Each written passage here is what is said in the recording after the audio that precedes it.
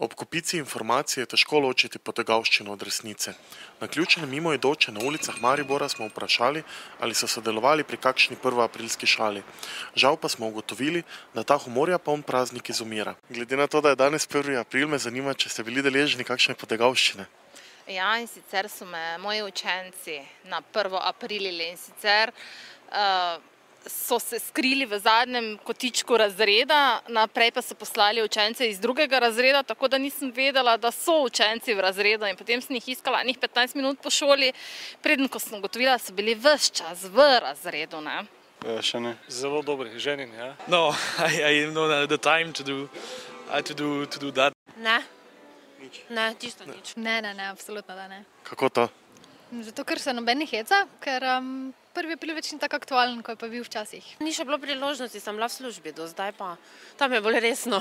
Boste tudi vi zdaj v popoldanskem času komu vrnili uslugo? Mislim, da ne. Nisem za take šale najbolj. Maybe I have some work for school, so I don't think so. I don't know. No. Ja, najbrž, ja. S kakšno šalo, če ni skrivnost? Kaj te vem, eno 1. aprilsko.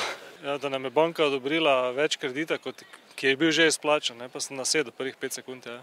Kar je teoretično nemogoče, tudi praktično, ampak me je kar dobila. Imam pa oba strica Marjana, pa oba rojena 1. april, tako da pa ni šala.